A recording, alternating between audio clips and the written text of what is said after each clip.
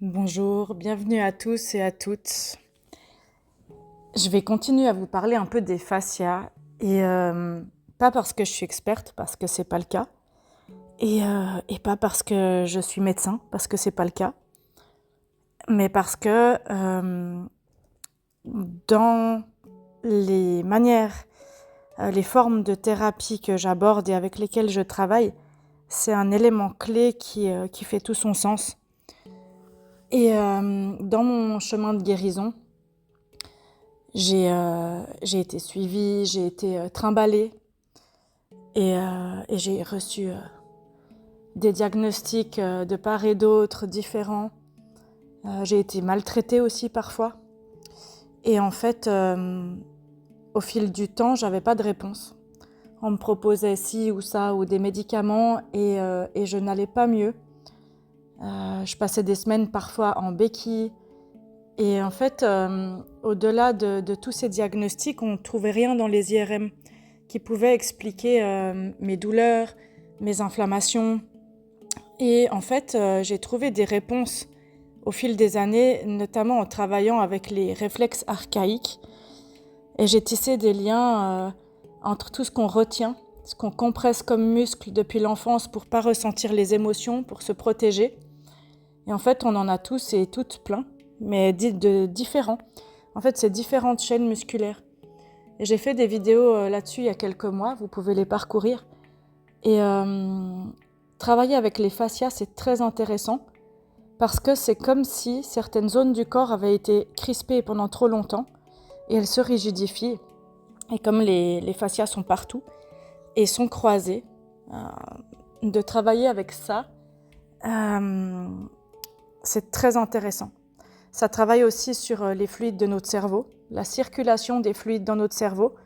Ça travaille sur les infos en fait, que notre cerveau et notre corps se transmettent, parce qu'ils ne sont pas indissociés les deux.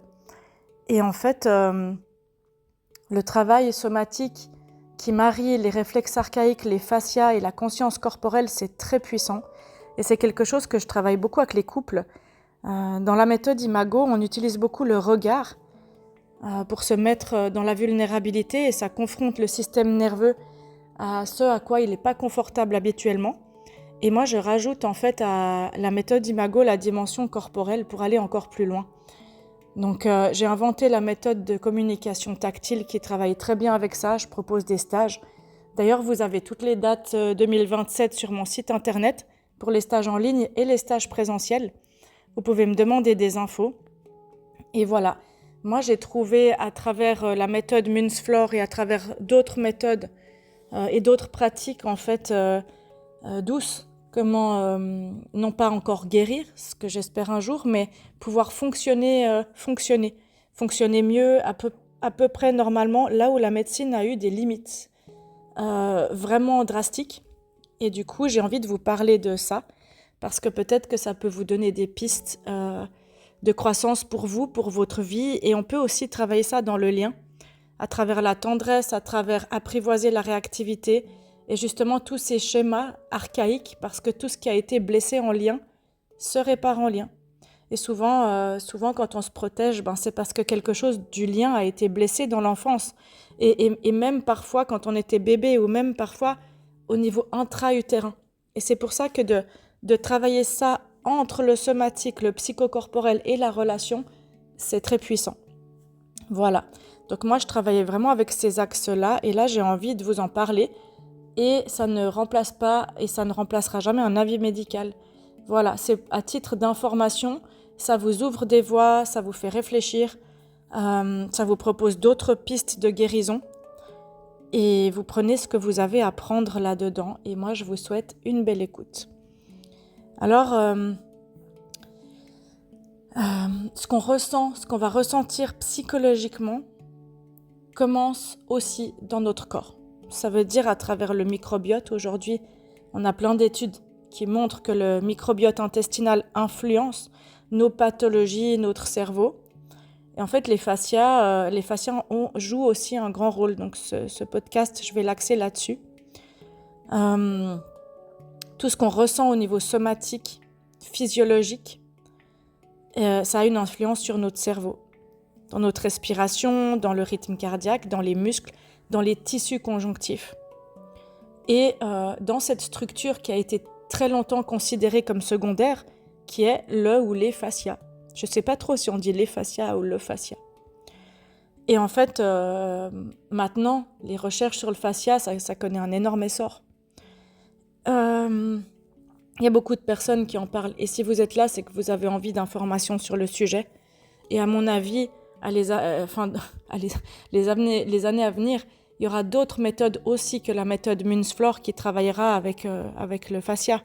À l'époque, j'ai fait une gym aussi de fascia. Je ne sais plus comment elle s'appelle, mais c'était vraiment très intéressant, très efficace. Et ce que j'aime beaucoup dans cette méthode, c'est que c'est abordable à tous et à toutes. Il n'y a pas besoin d'être sportif pour pouvoir faire ça, au contraire. Et c'est une technique de présence corporelle qui est très intéressante. Voilà. Donc moi, j'ai aussi été chercher des revues scientifiques et de la documentation. Et puis, maintenant, il y a de plus en plus de recherches qui vont chercher le lien entre le cerveau et la psychiatrie, si on veut dire, la psychologie, psychiatrie dans les grandes lignes, et le fascia. Et en fait, il y a des approches intégratives qui ciblent ça, pour trouver des espaces de guérison.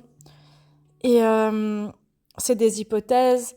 Les personnes qui travaillent avec la clinique, on a des résultats, mais ils ne sont pas encore toujours prouvés par la science. Voilà. Donc, certains liens commencent à être démontrés et je pense que les années à venir, il y aura de plus en plus de recherches et de résultats aussi. Voilà. Donc, si vous imaginez que vous pouvez retirer vos muscles, vos organes et vos os et vos tendons, il reste une immense architecture de tissus conjonctifs qui relie, qui enveloppe, qui sépare toutes ces différentes structures dans le corps humain.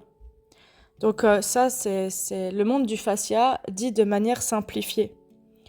Et en fait, en réalité, le fascia, c'est plusieurs structures de tissus conjonctifs qui est plus superficiel, qui est plus profond, qui est plus autour des muscles, des tendons, des ligaments et des structures du corps. Vous pouvez écouter mes autres vidéos sur le fascia et notamment le rôle du fascia dans l'amour et la tendresse. C'est très intéressant. Et pendant longtemps, il a été considéré comme un espèce d'emballage cadeau là, biologique qui servait à rien, une enveloppe. Et en fait, bien sûr que c'est quelque chose qui maintient toutes ces structures en place, qui nous permet de tenir debout. Par contre, on sait aujourd'hui que cette vision, elle est aussi simpliste parce que c'est beaucoup, beaucoup, beaucoup plus complexe. Le fascia, il a des propriétés mécaniques sensorielles hyper importantes. Et c'est aussi pour ça que moi, j'ai fait des recherches sur le fascia depuis quelques années pour pouvoir me guérir.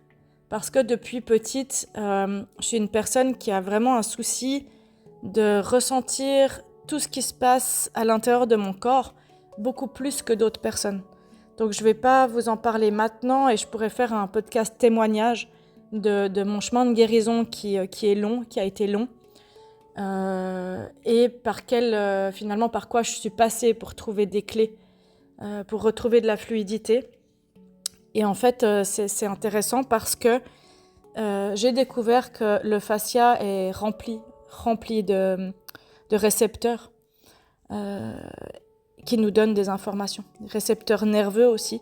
Et les personnes qui ont, par exemple, une neuroatypie, un TDAH, qui sont sur le spectre ou qui ont des hypersensibilités spécifiques, on sait aujourd'hui que le fascia possède des propriétés mécaniques et sensorielles et nerveuses qui sont hyper importantes, qui sont mémorables en fait. Donc les recherches, elles commencent à démontrer ça aujourd'hui. Et puis le fascia, il participe aussi à la transmission des forces, du mouvement, de la proprioception, de la perception de certaines informations mécaniques qui proviennent du corps. Et surtout, le fascia, il est très très innervé. J'allais dire innervé. Voilà. Donc c'est un tissu qui sent, c'est une enveloppe qui sent et qui transmet des infos. Donc c'est comme une enveloppe vivante. Et ça nous décentre en fait du cerveau qui est le seul à décrypter, à sentir. Donc ça, c'est un élément hyper intéressant à comprendre.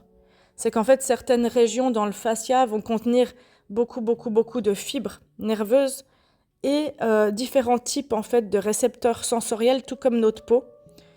Et voilà, ce tissu, il est innervé beaucoup.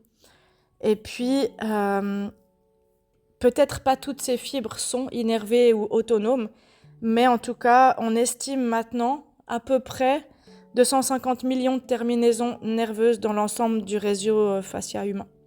250 millions, c'est beaucoup. Je me souviens plus là tout de suite combien c'est la peau, mais enfin c'est énorme. Et puis les deux sont interreliés de toute façon. On peut jamais exactement tout séparer. Voilà, donc c'est une estimation, c'est pas une mesure anatomique définitive. À mon avis, ça va évoluer toutes ces données.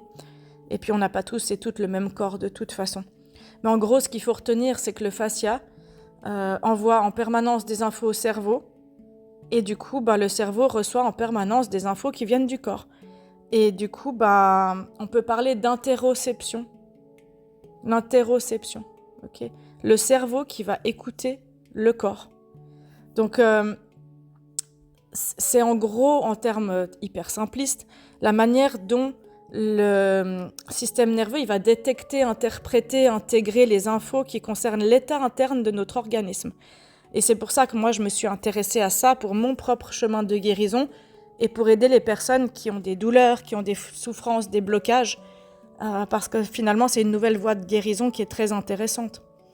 Ça veut dire que mon cerveau, il interprète et il capte l'état interne de mon organisme en fonction de ce qu'il reçoit comme information.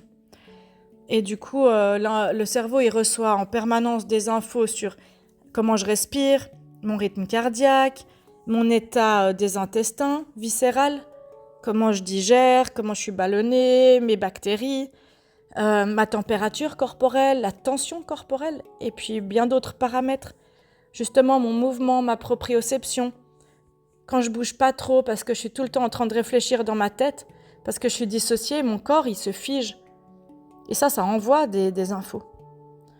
Ok ? Si je fais beaucoup de sport, mais que j'écoute pas beaucoup mon corps et que je le pousse à bout tout le temps, c'est des infos. Donc en fait, le cerveau, il va utiliser toutes ces infos pour se construire une carte, une cartographie, une représentation de l'état corporel. Et c'est très lié aux émotions. Quand on a peur, par exemple, quand on a peur, c'est archaïque.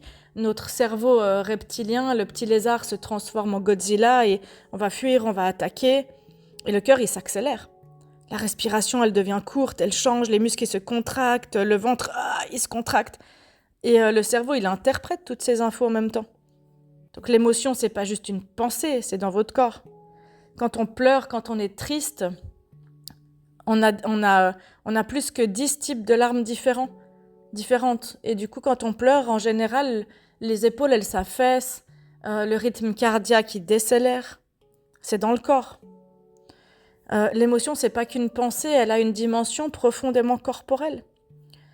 Et aujourd'hui, les neurosciences, dans la recherche avec l'interoception, montrent que la communication corps-cerveau, cerveau-corps, elle participe à des phénomènes très complexes, comme l'expérience émotionnelle, la perception de soi, la régulation des états physiologiques et la capacité de réguler son propre corps, et du coup son propre stress, et du coup sa propre réactivité dans la relation. Vous voyez comment tout ça s'est interrelié à l'image du fascia, qui est une grande toile d'araignée très belle. Et il y a certaines régions cérébrales, comme l'insula, qui vont jouer des rôles majeurs. Je connais pas tout ça par cœur, bien évidemment, parce que c'est pas mon job, mais qui vont interpréter en fait et intégrer tous ces signaux corporels. Voilà. Donc cette histoire, elle est assez intéressante que je vous raconte parce que ce fascia, il contient des structures sensorielles, il est soumis en permanence à des contraintes mécaniques et à comment on le fait bouger. Il change, il évolue avec le mouvement, la charge, la posture, les processus biologiques de vieillissement aussi, de nourriture qu'on donne à notre corps. Enfin, là, j'ai lu des études sur comment ça s'appelle, le glycérophosphate, là, la merde qu'ils mettent dans les légumes, qui sprayent sur les champs. Ça ruine le fascia. Voilà, bref, il y a plein d'études qui sont faites maintenant. Mais du coup, il contribue à fournir au système nerveux les infos concernant l'état mécanique des tissus. Et donc, c'est pas le siège des émotions, mais il contribue. On a souvent l'image, quand on parle de somatique, qu'une émotion, elle est stockée dans un morceau de corps. Ça marche pas tout à fait comme ça. C'est simplifié. L'idée, c'est un peu plus subtil. C'est que les infos qui proviennent de tissus corporels peuvent contribuer à la manière dont le cerveau construit une image mentale de ça, une interprétation et de la manière dont il va réguler l'état corporel à l'instant T. Et donc l'état corporel qui participe à l'expérience émotionnelle. Ok ? Le stress chronique, quand on serre tout le temps les mêmes réflexes archaïques, la mâchoire, les fesses, le diaphragme, les doigts de pied, il va changer le fascia, il va le moduler. Et parce que c'est pas une structure passive, elle bouge, elle est en évolution. Elle est hydratée, elle n'est pas hydratée, elle est mobile, elle n'est pas mobile. Et il y a des cellules dedans, les fibroblastes, les myofibroblastes qui modifient et remodèlent la matrice en permanence et qui ont des propriétés qui peuvent se contracter, se décontracter. Dans les cours de Munzflor, ça je connais pas très bien cette partie, mais ma prof de Munzflor nous parle des protéines qui sont libérées quand on travaille le fascia. C'est très intéressant. Et le stress chronique peut aller rigidifier les fascias du corps. Et donc, cette rigidité va déformer les messages, les signaux envoyés au cerveau. Et voilà, c'est des pistes de recherche actuelles. Et on sait que le stress chronique, c'est pas bon. Et puis du coup, il y a un lien qu'on peut faire entre les modifications faciales, les douleurs, l'interoception, la régulation émotionnelle. Et tout ça, ça interagit ensemble. Voilà. Donc, si on imagine une personne qui est soumise à un stress chronique, qui dort mal, qui respire pas, qui est mal dans sa relation, qui réfléchit à tous ses problèmes dans la vie tous les jours, avec un corps tout crispé, elle reste longtemps dans certaines postures figées ou derrière l'ordinateur ou derrière son téléphone. Et là, certains muscles sont plus sollicités, d'autres moins. Donc là, il y a un développement de douleurs persistantes qui modifie à leur tour une activité physique. La personne bouge moins, se sent plus fatiguée. Moi, pendant des années, j'avais l'impression d'avoir passé sous un rouleau compresseur quand je me levais le matin. Et c'est encore parfois le cas. Et donc, on devient beaucoup plus attentif à nos sensations corporelles désagréables. Et du coup, on focus dessus et on commence à tout contrôler. Là, quand ça arrive, le système nerveux, il commence à s'orienter vers la détection d'une menace permanente. Puis du coup, notre cerveau, il est tout le temps en train de scanner dans la tour de contrôle. Et ça augmente le circuit anxiété, détresse, crispation, fatigue. Donc en gros, on a des boucles, par exemple stress, modification corporelle, douleur, augmentation de la vigilance, encore plus de stress. Et on peut passer des années à augmenter les boucles. Donc c'est pas spécifique au fascia. C'est le système nerveux autonome, les muscles, les organes, le sommeil, notre hygiène de vie, nos relations, l'amour, les câlins, les comportements, les hormones, le contexte psychologique et tous les autres facteurs. Par contre, le fascia, c'est une composante de tout ce réseau qui est une magnifique clé de guérison. Parce que si on commence à travailler son fascia, on peut améliorer tout le reste. Voilà. C'est intéressant. Maintenant, vous pouvez juste vous dire, et si je travaillais mon fascia, si j'apprenais à refluidifier mon corps, à l'hydrater, à bouger tous les jours, ni en hypertension, ni en hypotension, que je dérouillais mon corps, ça donnerait quoi ? Vous faites 2 mois comme ça, vous vous forcez 10 minutes 2 fois par jour à bouger dans tous les sens en respirant et vous observez ce que ça fait. C'est très intéressant. Parce qu'en fait, on ne peut pas opposer le psychologique et le biologique. En fait, cette séparation, elle est moins pertinente. pourtant on continue de traiter la main, le pied, mais tout est un réseau. Tout est un réseau. Donc c'est des boucles bidirectionnelles dans les deux sens. Et on peut agir sur cette boucle. Le corps influence le cerveau influence le corps, et l'interoception, c'est un des mécanismes qui permet d'améliorer cette boucle et transformer le cercle vicieux en vertueux. On peut agir sur cette boucle. Donc on a d'autres approches, les massages, les thérapies manuelles, les thérapies psychocorporelles, les thérapies que moi je propose, d'identifier les réflexes archaïques dans le lien, par exemple avec notre partenaire. Moi je fais beaucoup bouger les couples quand ils viennent. J'ai développé cette méthode depuis 6 ans, pas seulement pour désamorcer dans la tête les schémas, mais désamorcer dans le corps. Ok ? Donc la mobilité ça aide, le yoga, le qigong, le tai chi, la méditation, le Münzflor, des techniques respiratoires, des prises en charge myofasciales, et en fait tout ça, ça peut améliorer l'état psychologique et physique. Voilà. Donc si vous voulez plus d'infos, vous pouvez prendre une séance avec moi. Prendre 1 heure pour ralentir dans la journée, rien que ça peut vous aider, vous autoriser un kiff par jour et respirer. Ok ? C'est important. C'est important, et trouver vos thérapies manuelles et holistiques et psychocorporelles qui vous conviennent. D'accord ? Ça veut dire si par exemple je vais faire du yoga, j'apprends à faire du yoga en conscience et non en forçant. D'accord ? Il y a certaines études qui commencent à faire des liens avec les troubles dépressifs et les fascias et le mouvement. Parce que quand on fait une dépression, en général, notre corps a fondu comme une glace. Les muscles, ils sont tout mous, on est tout rigide, on est tout fatigué. Et on doit remettre un peu de « hey, hop !» un peu de mouvement dans la vie. D'accord ? Voilà. Donc, il y a plusieurs processus impliqués, la proprioception, la régulation thermique, la douleur, l'interoception. Et vous voyez que le piège à éviter, c'est de vouloir comprendre une seule zone. Ça veut dire que je vais bouger le corps et j'essaie de sortir de ma tête et sentir ce que mon corps fait et d'avoir de la compassion et de la douceur avec ce corps. Je me rappelle juste que mon corps est un organe sensoriel à part entière. Et je ne suis pas séparée, ma tête n'est pas séparée de mon corps. Donc quand je me libère au niveau fluidité du corps, ça peut m'aider à tous les niveaux. Ok ? Je remets du mouvement et pas du mouvement hyper tendu. Il y a plein de personnes qui bougent toute la journée, mais elles sont hyper tendues. C'est différent de bouger en conscience. Ok ? Voilà. Donc vous pouvez regarder les cartographies des fascias sur Instagram, sur Google. Un petit peu comment il y a plein d'études là-dessus, vous pouvez chercher des études là-dessus si ça vous intéresse plus loin.